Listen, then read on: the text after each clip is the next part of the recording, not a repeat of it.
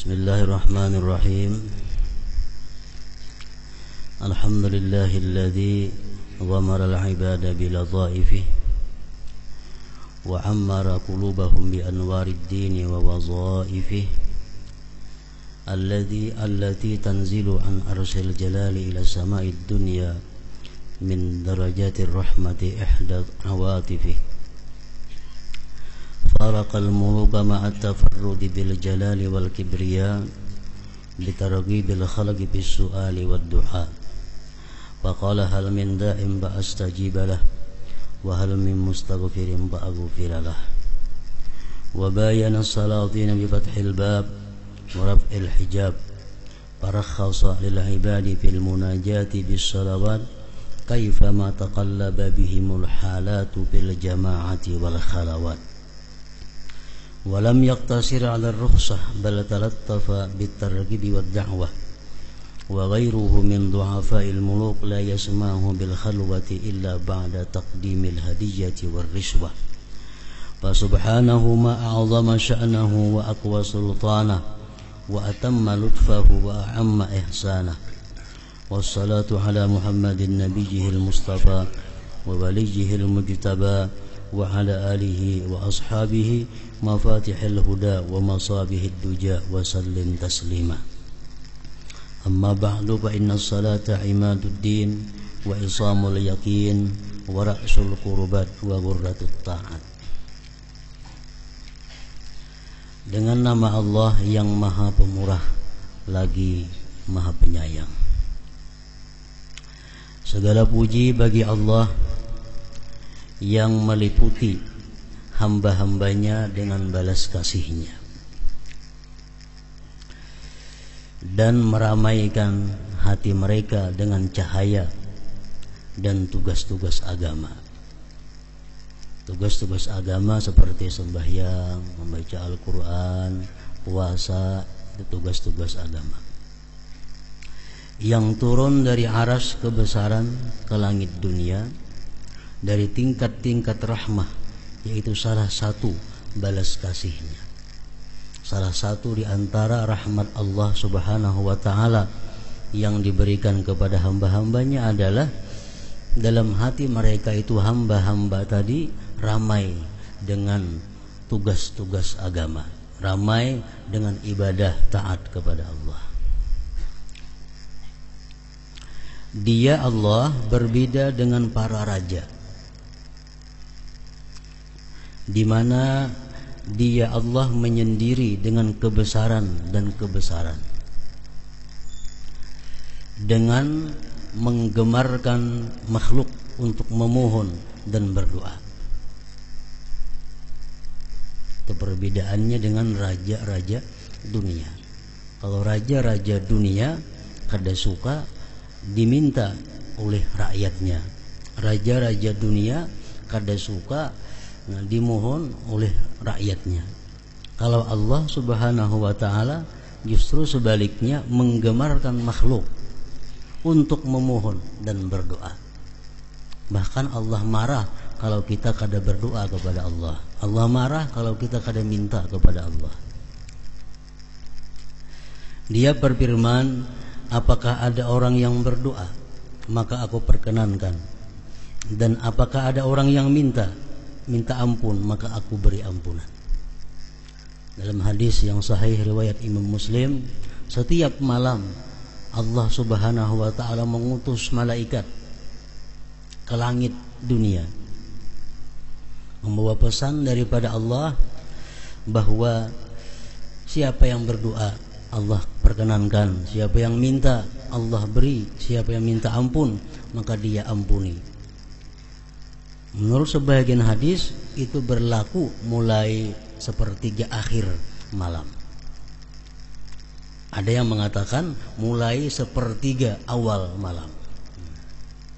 Jadi artinya kalau sepertiga awal malam mulai pukul 10 kurang lebih Allah Subhanahu wa ta'ala sudah menawarkan kebaikannya, menawarkan kemurahannya kepada hamba-hambanya yang minta ampun diampuni, yang minta sesuatu diberi, sampai terbit fajar. Setiap malam yang demikian itu Allah menawarkan tadi. Dia berbeda dengan para sultan dengan membuka pintu dan mengangkat tirai. Maka dia memberi kemurahan bagi hamba-hamba dalam munajat dengan salat-salat bagaimanapun keadaan-keadaan itu berubah, di dalam jamaah maupun di dalam kesunyian. Artinya Allah subhanahu wa ta'ala itu selalu membuka pintu rahmatnya kepada hamba-hambanya untuk bermunajat, baik secara berjamaah atau sendiri-sendiri. Dia tidak terbatas dengan kemurahan rukhsah, tetapi dengan menggemarkan dan menyerukan. Sedangkan selain dari para raja yang lemah-lemah itu tidak memberi kemurahan untuk bersunyi berada di tempat yang tidak ada orang lain kecuali setelah ia memberikan hadiah dan suap. Nah, lain hal raja-raja dunia. Kalau kita hendak berpandir empat mata lawan raja dunia, kita biasa memberi sesuatu dahulu kepada raja itu agar bisa bertemu dengannya, agar bisa berdua-duaan dengannya. Maka maha sucilah dia, alangkah agung urusannya, alangkah kuat kekuasaannya, alangkah sempurna balas kasihnya, dan alangkah merata kebaikannya. Artinya merata kebaikan Allah itu bukan hanya kepada orang yang beriman, tetapi orang yang kafir pun dalam dunia ini selalu dapat kebaikan Allah subhanahu wa ta'ala.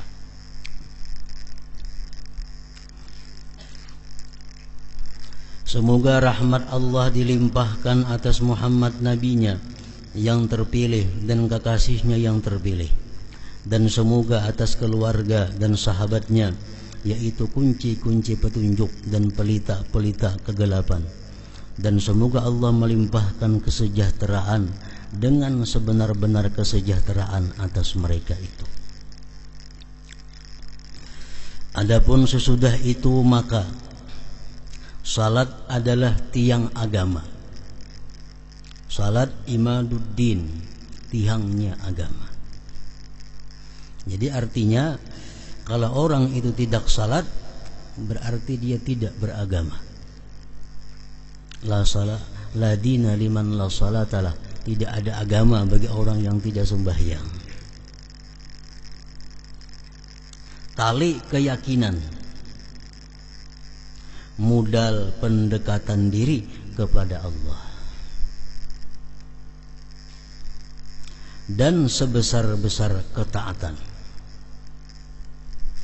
Kami telah menjelajahinya dalam bab fikih pada mazhab yang luas, sedang dan ringkas, pokok-pokok dan cabang-cabangnya, dengan berpaling dari perhatian yang banyak kepada cabang-cabangnya yang jarang dan peristiwa-peristiwanya yang menyimpang, agar menjadi perbendaharaan bagi mufti orang yang berfatwa daripadanya.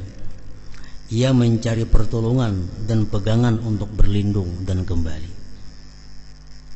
Jadi artinya ujar Imam Ghazali, kitab yang kususun ini adalah hasil daripada penjelajahan kitab-kitab berbagai mazhab yang luas, baik ringkas, yang luas, yang sedang, dan Sidin muat dalam kitab ini pokok-pokok dan cabang-cabang yang berkaitan dengan sembahyang. Dan beliau kadang memuat kepada masalah-masalah yang jarang terjadi, itu kada Sidin buat. Nah, supaya kitab ini bisa menjadi pedoman, kitab ini menjadi perbendaharaan bagi orang yang berfatwa. Pada kitab ini kami menunjukkan apa yang mesti bagi orang yang berkemauan murid, yakni amal-amal zahir dan rahasia-rahasia yang batin, dan membuka secara rinci makna-maknanya yang tersembunyi mengenai pengertian khusyuk, ikhlas, dan niat. yaitu sesuatu yang tidak biasa berlaku dalam bab fikih. Kami susun kitab ini atas 7 bab, yaitu bab pertama mengenai keutamaan salat, bab kedua mengenai pengutamaan amal-amal yang zahir dari salat, bab ketiga mengenai pengutamaan amal-amal yang batin dari salat, bab keempat mengenai keimaman dan kemakmuman, bab kelima mengenai salat Jumat dan adab-adabnya, bab keenam mengenai masalah-masalah yang bermacam-macam yang menjadi musibah yang merata, di mana orang yang berkemauan perlu untuk mengetahuinya. Bab ketujuh mengenai sunat-sunat dan lainnya.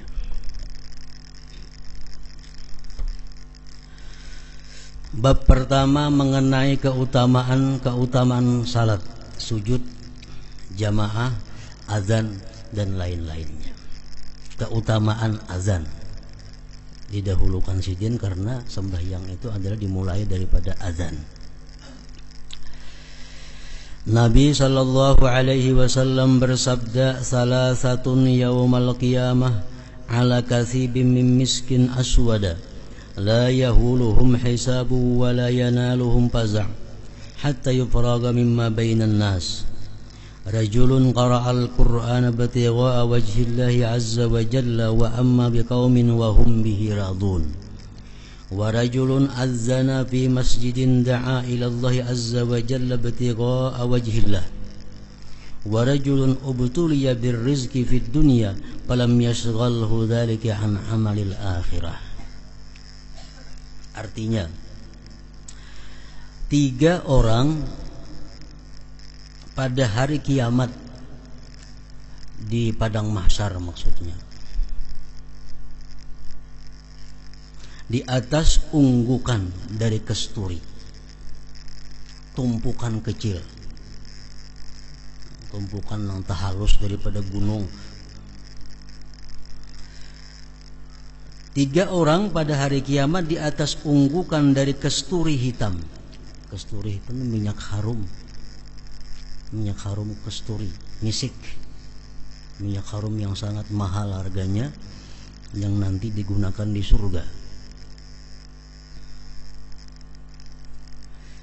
Mereka tidak diriputkan oleh perhitungan amal, ada dihisap,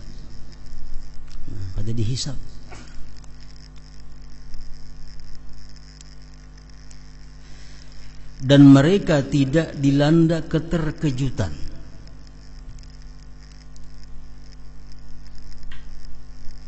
Sehingga selesai apa yang terjadi di antara manusia.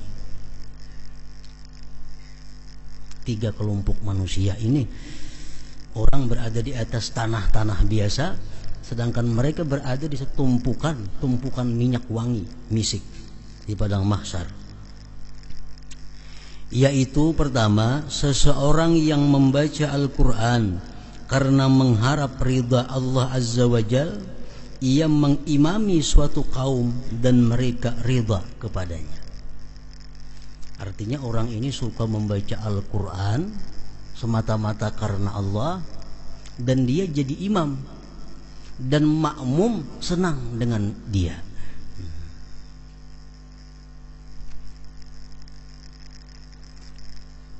Gawiannya membaca Quran, ke masjid jadi imam, jamaah suka. Nah, itu kelompok yang pertama.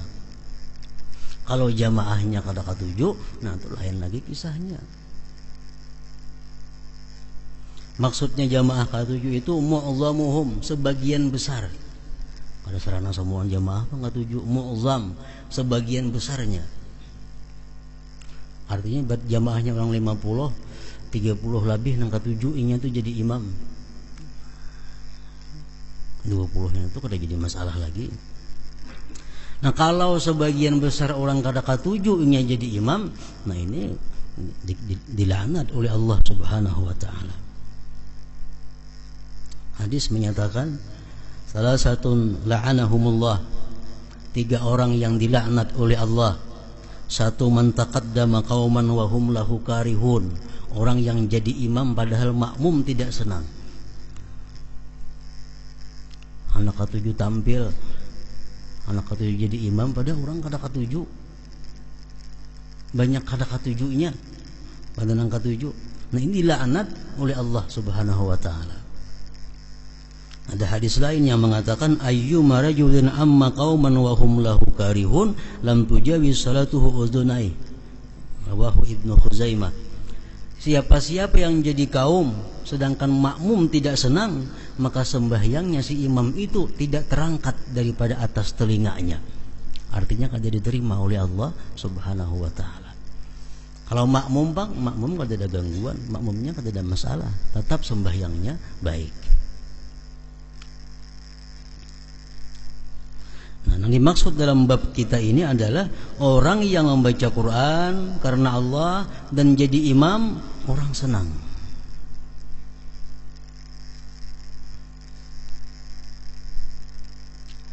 Yang kedua, warajulun adzana fi masjidin da'a ila Allah azza wa jal ibtigha'a wajhillah.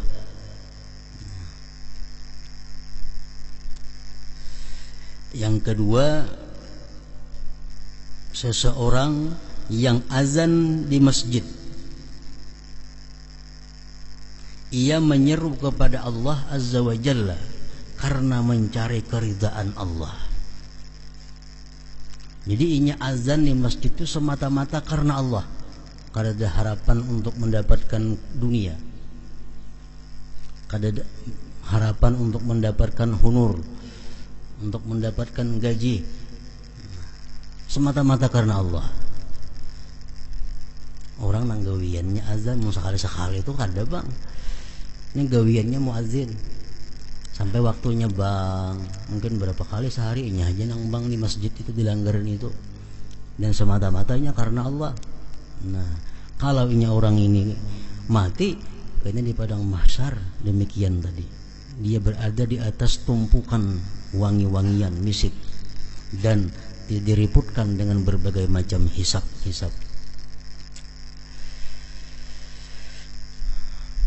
Yang ketiga, dan seseorang yang diberi cobaan dengan rezeki di dunia, namun rezeki itu tidak menyibukkannya dari amal akhirat.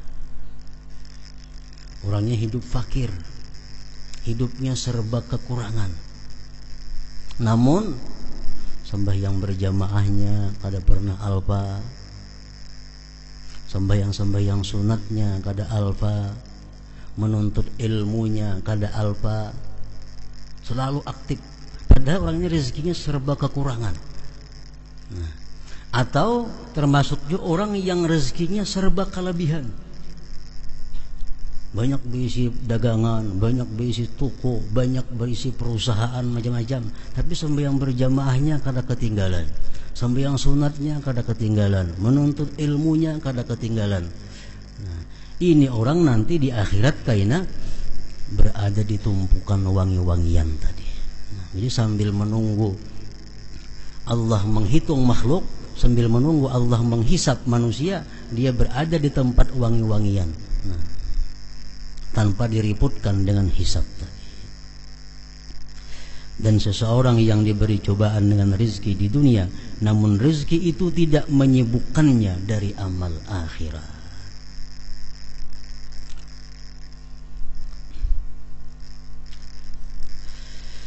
Dan Nabi sallallahu alaihi wasallam bersabda, la yasma'u nida'al muazzin jinnun wala insun wala syai'un illa syahida lahu yaumal qiyamah.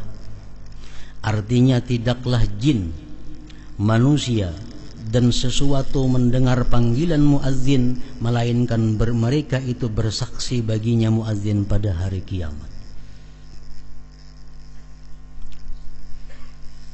Kita pernah mendengar si fulan itu bang, kita pernah mendengar si fulan itu azan. Nanti kita di akhirat kita bersaksi menguntungkan dia, menguntungkan si muazzin itu.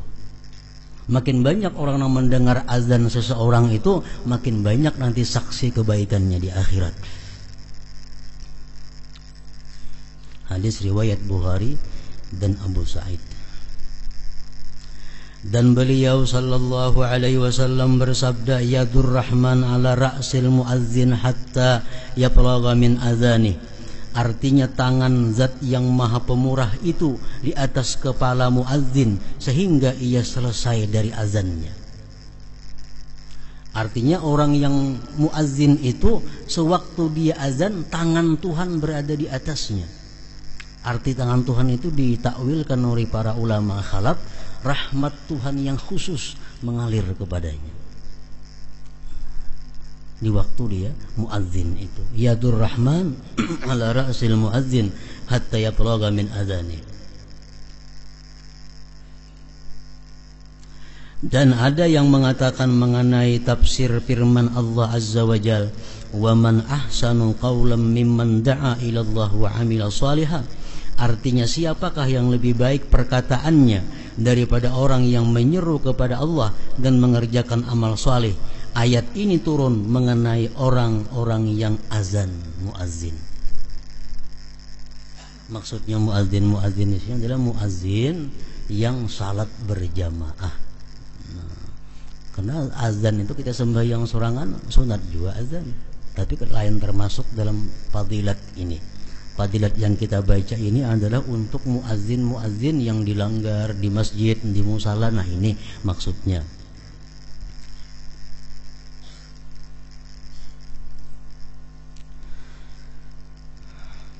Nah ulama fikih memberikan beberapa syarat sehingga orang itu bisa menjadi muazzin. Jadi kada semua orang bisa jadi muazzin. Mereka mengatakan pertama orang yang jadi muazzin itu al-Islam. Orangnya Islam, jelas sudah itu. Yang kedua tamyiz. Artinya orang ini sudah tamyiz, sudah ada akal. Biasanya di atas 7 tahun tamyiz itu. Di atas umur 7 tahun. Jadi yang jadi muazzin itu kada sarana mahadang balik. Kalau sudah mumayyiz, sudah kawa jadi muazzin. Yang ketiga az-zukurah, laki-laki. Bini-bini kada boleh azan, haram. Kenapa? Karena menyerupai pekerjaan laki-laki. Azan aja bini-bini haram. Kenapa? Padahal zikir tuh. Kenapa haram? Karena menyerupai pekerjaan laki-laki. Apalagi baju kayak baju laki-laki maginnya haram. Berselawar kayak selawar laki-laki maginnya haram. Azan aja haram karena itu gawian laki-laki. Diserupai oleh bini-bini kada boleh. Az-zukurah. Yang keempat arifun bidukhulil waqti, tahu dengan masuk waktu. Nah itu nang kawa jadi muazzin. Nang mengerti di waktu ini, jam ini masuk waktu zuhur, jam ini masuk waktu asar, jam ini masuk waktu maghrib. Tahun itunya. Nah jadi 4 macam itu syarat orang nang jadi muazzin.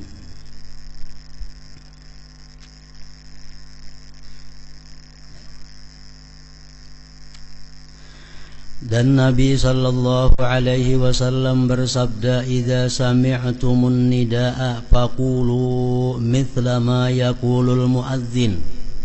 Artinya apabila kalian mendengar panggilan azan, maka ucapkanlah seperti apa yang diucapkan oleh muazzin. Hadis riwayat Bukhari dan Muslim.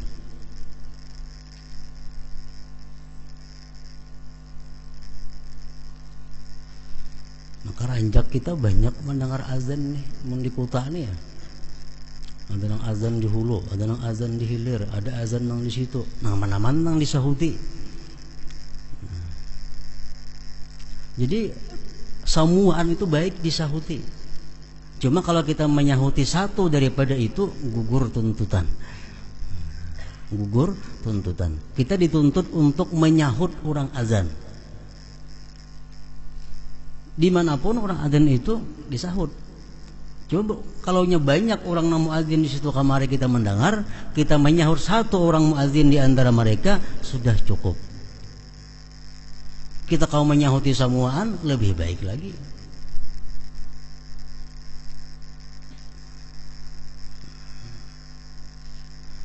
Sesungguhnya yang demikian itu menirukan ucapan muazzin. Nah, ini keuntungan untuk perempuan, keuntungan untuk bini-bini. Bini-bininya azan kada boleh, ini menyahuti dituntut, menyahuti dituntut. Jadi dapat juga ini fadilat azan itu. Sesungguhnya yang demikian itu menyahut azan tadi menirukan ucapan muazzin. Muazzin asyhadu an la ilaha illallah, kita pun asyhadu an la ilaha illallah, asyhadu anna muhammadar rasulullah, asyhadu anna muhammadar rasulullah. Kecuali pada dua hayyalah, hayya 'alas shalah, hayya 'alal falah, maka pada keduanya itu ia mengucapkan la haula wala quwwata illa billah. Hayya 'alas shalah, jangan hayya 'alas shalah aja menyahuti la haula wala quwwata illa billah. Jadi dalam istilah bahasa agama, bahasa Arab, hayyalah, hayyalah itu artinya hayya 'alas shalah, hayya 'alal falah. Kayak basmalah ya. Artinya apa? Bismillahirrahmanirrahim. Hamdalah, alhamdulillahirabbil alamin. Hauqalah, la haula wala quwwata illa billahil aliyil azim. Misalnya kita bersama-sama ujar membaca hauqalah. Kenapa hauqalah? La haula wala quwwata illa billahil aliyil azim. Membaca hasbalah, hasbunallah wa ni'mal wakil, ni'mal maula wa ni'mal nasir. Itu singkatan-singkatan.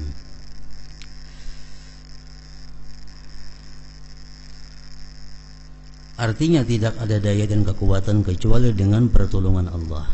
Dan pada perkataan ucapan muazzin waktu iqamah qad qamatis shalah, artinya salat telah berdiri, agar ia mengucapkan aqamahallah wa adamaha madamatis samawati wal ardh. Qad qamatis salatu qad qamatis salah, aqamahallah wa adamaha madamatis samawati wal ardh. Artinya Allah mendirikannya dan mengekalkannya selama ada langit dan bumi.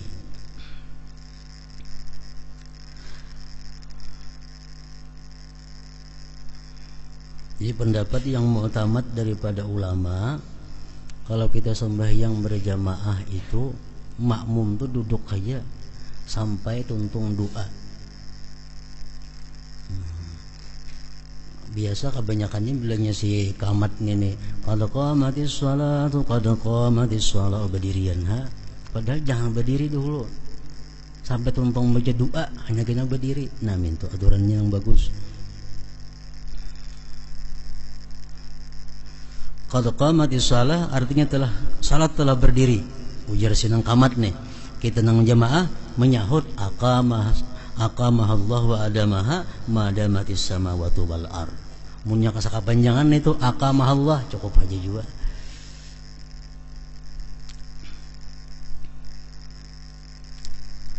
Dan ketika taswib itu ucapan as-salatu khairum minan naum pada waktu azan subuh. Itu khusus bang subuh aja, agar ia mengucapkan sadaqta wa barirta wa nasahta. Sadaqta, kamu benar, wa barirta, berbuat baik kebaikan, wa nasahta, dan memberi nasihat. Itu artinya as-salatu khairum minan naum. Jawabannya sadaqta wa barirta wa nasahta. Ketika selesai azan, ia mengucapkan Allahumma rabba hadhihi ad-da'wati tammah was-salatil qa'imah آتي محمدا الوسيلة والفضيلة والدرجة الرفيعة وابعثه المقام المحمود الذي وعدته إنك لا تخلف الميعاد. Artinya, wahai Allah Tuhan seruan yang sempurna ini, dan salat yang berdiri berikanlah kepada Muhammad akan perantaraan keutamaan dan derajat yang tinggi, dan bangkitkanlah beliau pada makam yang terpuji yang telah engkau janjikan, sesungguhnya engkau tidak menyelisihi janji. Nah, ujar Rasulullah dalam hadis beliau, siapa membaca doa tersebut sesudah azan atau sesudah qamat, halat lahu syafaati, orang itu pasti dapat syafaatku kaina di hari kiamat.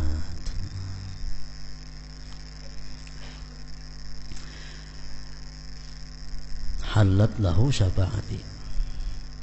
Nah, jadi muazzin tadi syaratnya ada 4. Kemudian azan ini bisa sah bisa kada sah. Bila azan itu kada sah ada berpahala artinya dan diulang. Ada syaratnya sah azan itu.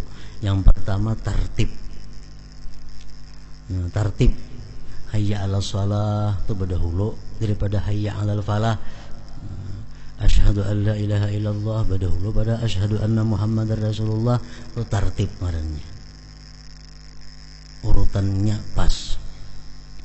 Yang kedua muwalat. Bang itu azan itu atau qamat itu mesti berturut-turut. Jangan bermandak lawas. Contohnya Allahu Akbar, Allahu Akbar. Batal wudu.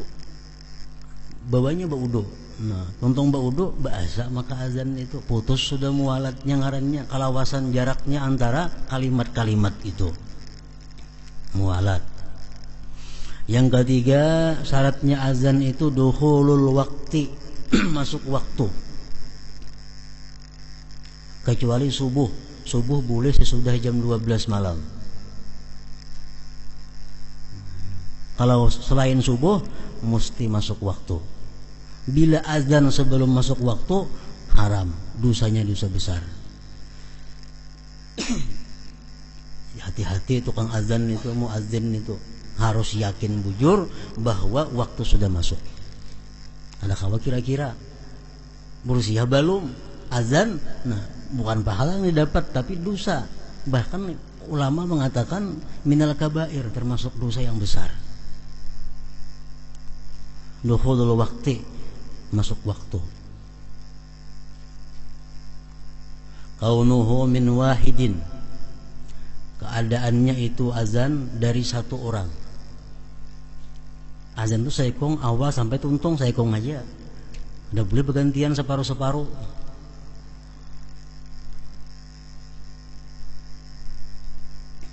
Kaunuhu bil arabiyyah, azan mesti bahasa Arab.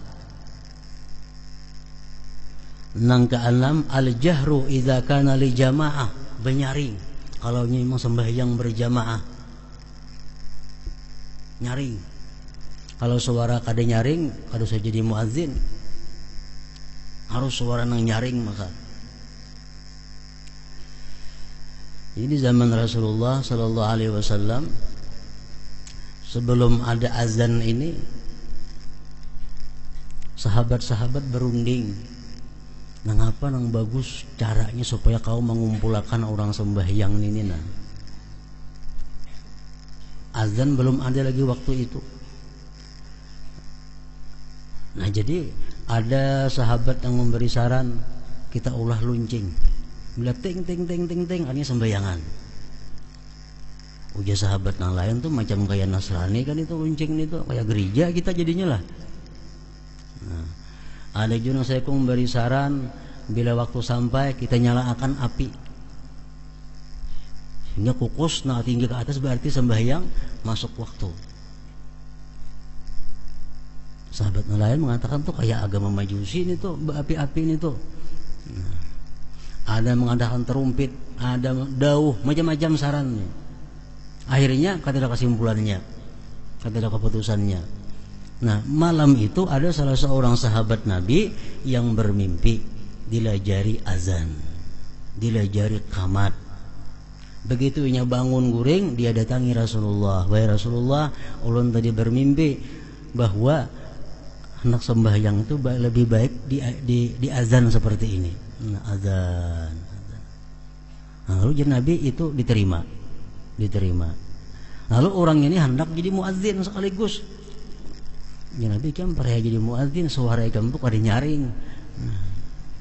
Suruh Bilal yang jadi azan. Bilal lebih nyaring daripada engkau suara. Fa innahu anda minka sauta. Bilal lebih nyaring, lebih merdu suara daripada engkau. Nah, padahal yang memimpi itu inya asalnya. Tapi karena suaranya kada nyaring, kada diangkat Rasulullah sebagai muadzin. Bilal yang disuruh karena Bilal lebih keras, lebih nyaring suaranya. Nah, jadi itu syarat sahnya azan.